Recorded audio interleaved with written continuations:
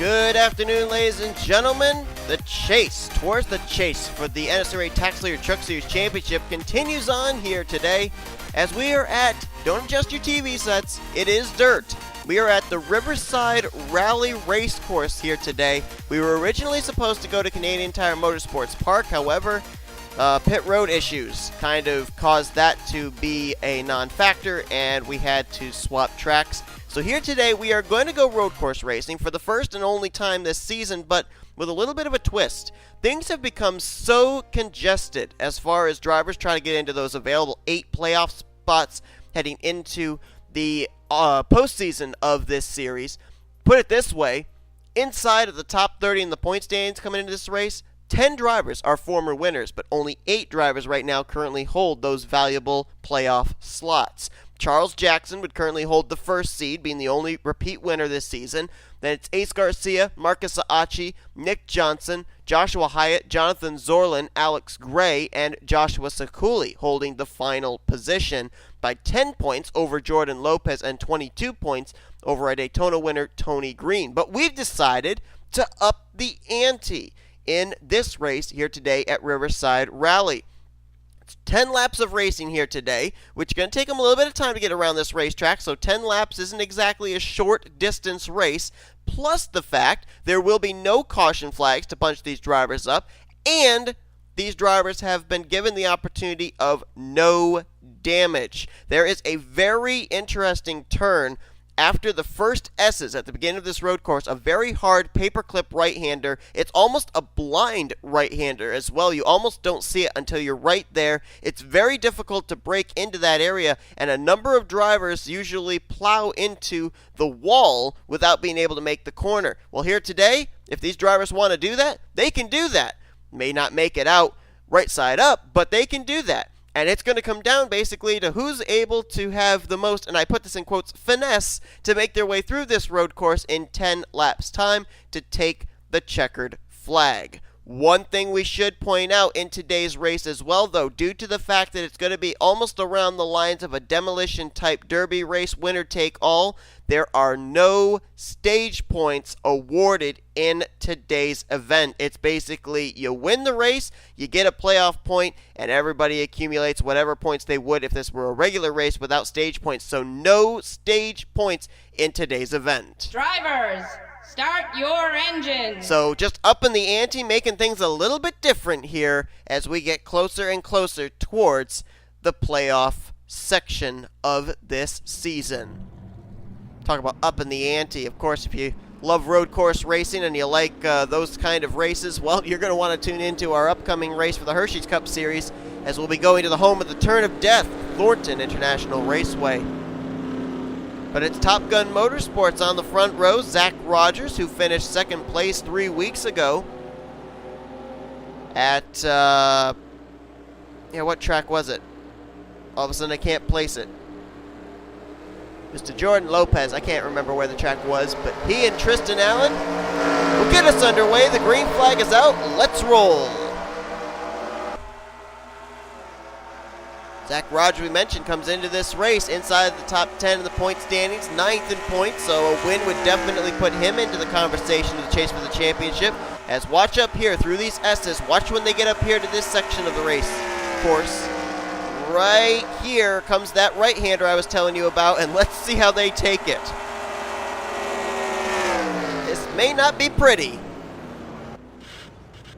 And there they all go, up and into the wall. Now the question is, who comes out of all this mayhem with the race lead? Rogers, Sazak, they're going to battle, and Sazak will take the spot.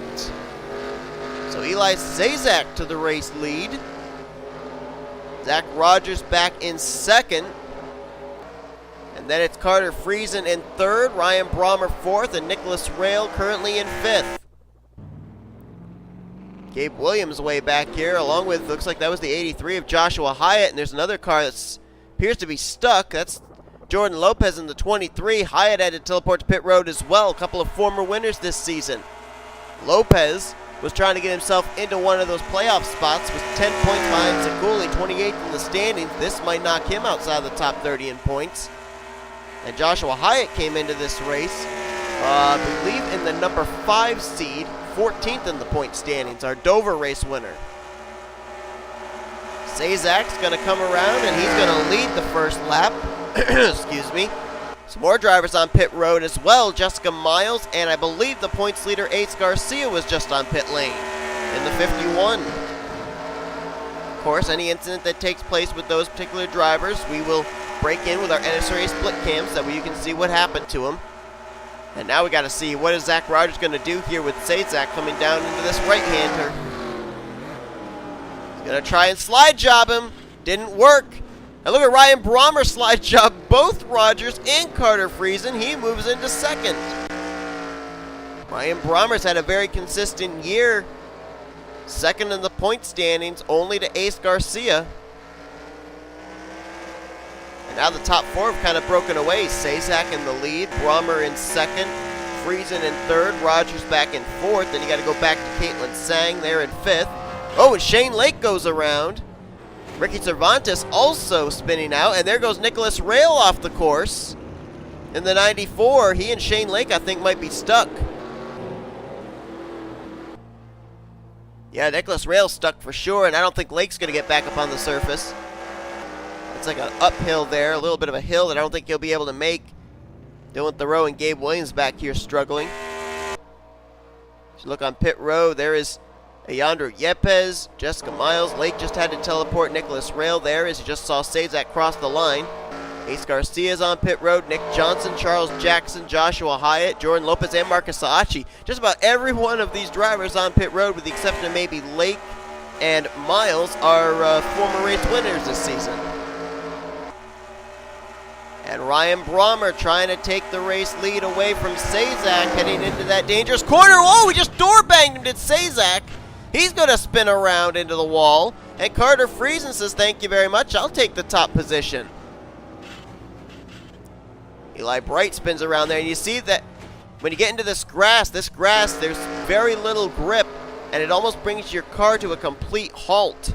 And that's why you're seeing so many drivers having difficulty with getting back onto the racing surface.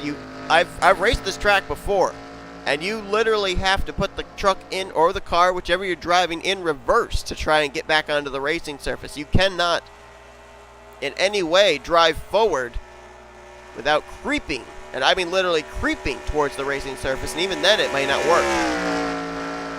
So Carter Friesen now inherits the race lead in what's already been a demo derby of a race. Friesen up to 19th in points after a good run at Iowa last time out. And if Friesen goes to victory lane, then he would put himself into one of those playoff slots. You can see pit road just littered with race cars, like Ace Garcia and Charles Jackson returning back to the race course. Again, no damage race, so these drivers are not staying on pit road for the fact of trying to get their cars repaired. They're on pit road for the allotted amount of time that they had to spend on the pit lane, due to where they had to teleport back to the pit road, as Friesen's going to get the wall, gets spun around. Sazak also gets a little sideways, as did Rogers, as did Yonder Yepez, who I believe is off the lead lap. It's actually Julius Anderson who's currently in fourth, as Mason Wood goes around. And Jonathan Zoerlein now going to move by for the fourth position. Good run there for the 88. Our winner from Las Vegas trying to put himself in a position to make it into the playoffs. And Rogers now will clear the lap machine of Yonder Yepez. Sazak there in second. They're trying to run down the 29 of Carter Friesen. This right here has to probably be one of my most favorite corners, this right-hander. You lift just a little bit, get the nose pointed the right way, and then mash the throttle, and it's like you're driving around Eldora or Springfield or DuQuoin, a dirt track, because that rear end swings around on you. And not many dirt tracks do you get the opportunity to turn to the left and do that. Most of your dirt tracks, you have to turn to the right. But it's a really, really fun corner if you like dirt track racing. So Carter Friesen, right now his biggest source of competition would be Sazak. Both Friesen and Sazak's teammates have gone to victory lane here, as I think that was Shane Lake just up ahead in the 43. Oh, Sazak did not hit the wall correctly. Spins around. And where did Rogers go? Oh, Rogers got spun earlier, and now he's stuck in the grass. And he's going to try and get his car back on the track, as that, I believe, just turned third place over to Jonathan Zoerlein's 88, and fourth place over to the 97. Wait, where did the 97 go? 97 disappeared. Where's the 97? Oh, there he is. Wow, Julius Anderson got caught in the grass as well. Seth Cole is also trapped in the grass. And I think he might just get back on the surface. He did. Wow, nice job right there. That's exactly what you need to do. Put it in reverse. Oh, no, Alex Gray. Gray did not make it on the right section. Oh, can he get back onto the dirt? Yes, he can. Same for Tristan Allen. They both almost had to take a teleport to pit road. So now Zoerlein moves into third place. Sazak there in second. And what I was going to say is both Friesen and Sazak, their teammates have been to victory lane this season. Jake Moss and Isaac Nicholls have both taken a checkered flag. So now Friesen and Sazak trying to do the same. As next time by, it will be 4 laps to go. We have reached the halfway point. This corner right here is the deciding factor as to who's going to win and who isn't. Shane Lake messed up the corner again. Friesen goes a little sideways. Sazak makes a nice corner. And Jonathan Zoerlein almost did, but Ace Garcia was kind of in the way. And I believe the yonder Yepez, Nicholas Raill, Ryan Brommer, those drivers, they're battling actually for position right now, along with Ace Garcia, even though they're off the lead lap. But Sazak was able to close up the gap right there through that corner between himself and Carter Friesen, so it's not over. Problem for Jonathan Zoerlein is he's got those lap machines all surrounding him, and so it's kind of messing up the corners he would like to have, as Shane Lake just up ahead of the 29 of Carter Friesen. Last couple of times we've seen the 43 spun around just ahead of Carter Friesen in that paperclip right-hander. So that could be a bit of an obstruction for the 29 this next time around. Stuart Gratton has now moved into fourth place according to the scoring monitor. So we can find him. No, actually now it's Eli Bright, who's now, I believe, up into fourth place. Fifth place would now be Michael Whitman. Sixth, Mason Wood. And back to seventh is Stuart Gratton. Eighth place would be, I think, Jake Rogers. With ninth place being Jake Moss. And I'm not sure who would be 10th. Joseph Srigley on pit road. Ricky Cervantes on pit road. There's Zach Rogers. Saw him caught in the grass earlier. Oh, look out! Friesen was held up by Shane Lake a little bit, but got through it a lot better than Eli Sazak did. And Zoerlein's going to get boxed in behind Nicholas Raill and Ace Garcia. By the way, 8th place is Paul Minnick, 9th place Jake Rogers, and 10th place Jake Moss. So Minnick is up inside the top 10. I wasn't certain if he was on the lead lap or not, but he is. Of course, Paul Minnick, a former winner this season at a dirt track. Not a road course, but a regular dirt track. That was at Bristol Dirt, one of those heat races. Sazak is keeping Carter Friesen within striking distance. There's no doubt about that. He can still see the 29. The question is, though, can he make that right-hander corner better than Carter Friesen can? Friesen going to try and get by last time out winner at Iowa, Marcus Saatchi, 74. Ooh, a little contact right there between himself and the FedEx Toyota Tundra. And are they going to continue this battle up into the S's? This could be very hairy if they continue to be side by side. Looks like he'll clear him around the right side. But now the question is, how is the 74 going to approach this corner? Will he dive bomb the 29? Sazak hopes so. Jonathan Zoerlein still running there in third place, but he needs a miracle to happen to get back up there. Friesen gets the wall good, so does Sazak. Friesen's facing the wrong way, and look at Sazak going to sneak around on the outside. Sazak takes the race lead. Carter Friesen was sideways for just a little too long, and look at Zoerlein, look at the hornet's nest he's in. Oh boy, get it back on track, 88. Oh no, he's going to lose a lot of spots, and he may not even be able to hang on to third if he can't get it back on the racing surface. Oh, and now he's going down the downhill. He just threw away a third-place run to Zoerlein. Nicholas Raill just got spun around. And now new race leader, the Zaxby Chevrolet of Eli Sazak. Sazak, coming into this race, currently situated in the 13th position in the points. Last week, 2 weeks ago at Iowa, jumped up 8 spots in the standings. So Sazak would definitely put himself in the championship playoffs conversation if he can close out the deal here today. And it's 2 laps to go here at Riverside. This race has been nothing short of chaotic, but certainly a lot of fun for the fans to watch.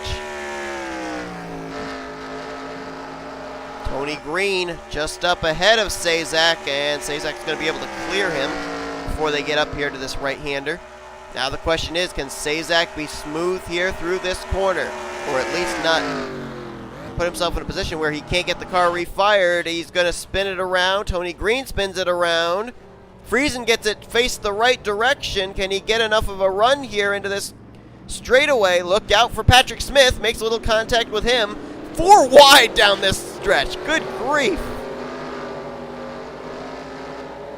And Friesen got through that, closing the gap up a little bit on Sazak.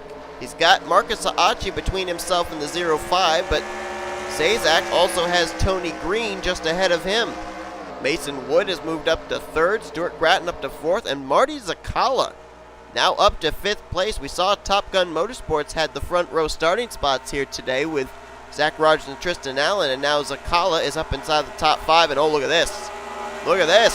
Friesen's closing the gap all by himself. Didn't even need that right-hand paperclip corner. He's trying to use the 74 of Marcus Saatchi to get up alongside. And this is the battle for the lead between the 29 and the 0-5. Ooh, contact! And the white flag was just displayed. This could be a very interesting battle here between Friesen and Sazak. One of these two is going to win this race. Question is, which one? Oh boy, look out! Sazak going to try and get alongside of Saatchi. He will successfully do so. Now they're going to take this battle down here into this corner. This could be the corner that decides the race. Friesen and Sazak. Which one's going to make the corner better? Friesen slides in. Sazak slides in. Who gets turned around first? Friesen looks like he did. Sazak still alongside. They're 3 wide ahead of him, side by side between Friesen and Sazak. Sazak trying to get the run through this corner, but he'll be on the outside in the upcoming right-hander. He's got to make the corner smoothly. Friesen tries to crowd him. Sazak gets a little off course. Puts it back on, though. Still right there on the 29's back bumper. Can he do something down this straightaway? This could get extremely interesting here as the 29 of Friesen has to deal with traffic up ahead in the form of Saatchi, Yepez, and Tony Green. Oh, looks like losing ground, though, is the 0-5 of Sazak. That may be all she wrote. Carter Friesen into the final right-hander. Sazak behind him, not close enough to make a charge. Well, they're getting hairy up here just ahead of Friesen, though. But Friesen will make it through all of that, and he will win here today at Riverside. First win of Carter Friesen's career. Second win of the season for the Brad Keselowski Racing drivers as Isaac Nicholls went to victory lane earlier on this year.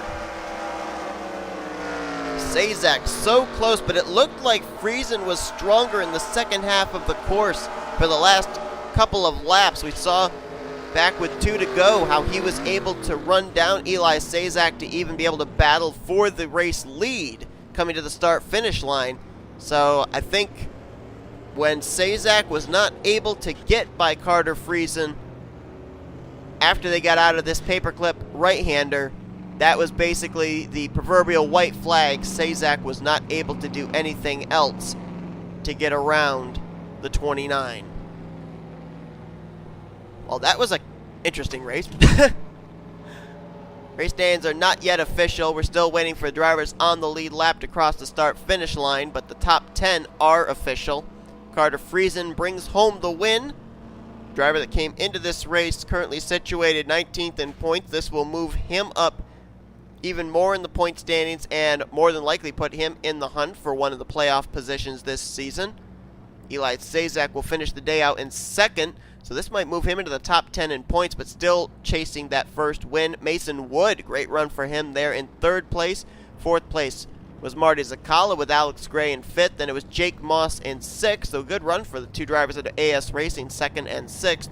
Michael Whitman brings it home seventh. Davey Johnson in eighth. Ninth place was Eli Bright, and Paul Minnick completed the top 10. Rest of the drivers finished on the lead lap were Seth Cole, Tyler Deaver, Dylan Theroux, Gabe Williams, Tony Green, and A Yepez in 16th place.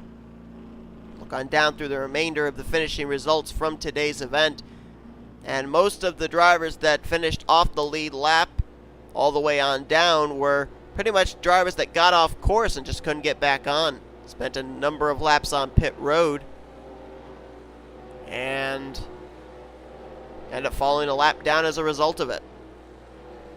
But I'm looking here and I'm seeing a number of former winners this season that were running pretty well in the point standings that are down here below 30th place. Nick Johnson, Joshua Hyatt, Marcus Saatchi, our last time outs winner, along with Nicholas Raill, Jordan Lopes finishing dead last. Of course, we mentioned him trying to get Joshua Ciculli for one of those very valuable spots in the playoffs. Well, Ciculli didn't finish much better, 38th place. And I think that with the win right now by Carter Friesen, that knocks both Lopes and Ciculli out of the playoffs currently, according to the live point standings.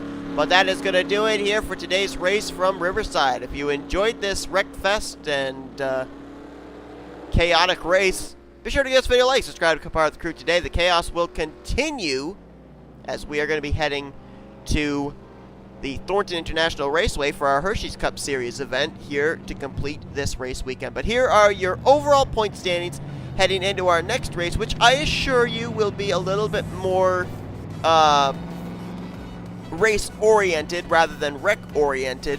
We're going to be going to Rockingham, North Carolina for all three series next weekend, so that'll be a very interesting race. Tire conservation race, fuel strategy race, and we could end up seeing another late bloomer of a driver make their way into the playoff picture. But anyway, thanks for tuning in. I will see you guys next time as you've been watching a production here, Offline Racing at its best.